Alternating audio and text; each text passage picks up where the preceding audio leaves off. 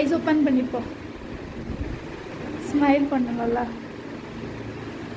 Okay, reception look ಇವಾಗ ಹೇಳ್ಬೇಕು ಹೆಂಗಿದೆ ಅಂತ. ರಿವ್ಯೂಸ್ ಸ್ಟಾರ್ಟಿಂಗು ಇವಾಗ ಹೆಂಗಿದೆ? ಇವಾಗ ಸೆಟ್ಲ್ ಆಗಿದೆಯಾ? ಸ್ಟಾರ್ಟಿಂಗ್ ನೋಡಿದಾಗ ಮತ್ತು ನಾರ್ಮಲ್ ಮೇಕಪ್ಗೂ ಈ ಮೇಕಪ್ಪು ಏನು ಡಿಫ್ರೆನ್ಸಾಗಿ ಕಾಣಿಸ್ತಿದೆ? ಆಮೇಲೆ ಗ್ಲೋ ಕಾಣಿಸ್ತಿದೆ. ಆಮೇಲೆ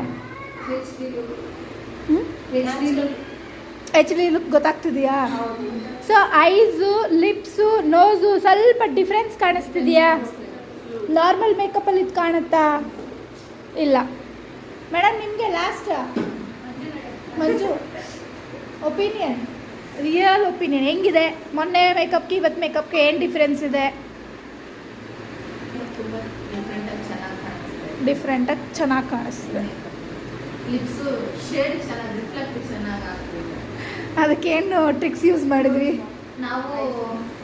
ಆ ರಿಫ್ಲೆಕ್ಷನ್ಗೋಸ್ಕರ ನಾವು ಕನ್ಸಿಲರ್ ಹಾಕಿ, ನೆಕ್ಸ್ಟ್ ಇನ್ನು ನಮಗೆ ಶೈನಿಂಗ್ ಬೇಕು ಅಂದರೆ ಶಿಮ್ಮರ್ ಅಪ್ಲೈ ಮಾಡಿದ್ವಿ ನಾವು. ಓಕೆ, ಲಿಪ್ಸ್ ಶೇಪ್ ಡಿಫ್ರೆಂಟಾಗಿ ಬಂದಿದೆ. ಆಲ್ರೆಡಿ ಹೋಗ್ಬಿಟ್ರು ಸೆಲ್ಫಿ ಲುಕ್ಗೆ. ಫಸ್ಟು ಸೆಲ್ಫಿ ತೊಗೊಳ್ಳೋದು ಈ ಹುಡುಗಿನೇ. Madam feel ಎಪ್ಪಡಿ ಇருக்கு?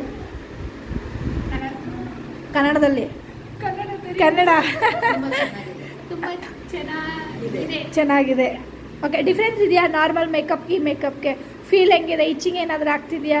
Heavy feel ಆಗ್ತಿದೆಯಾ?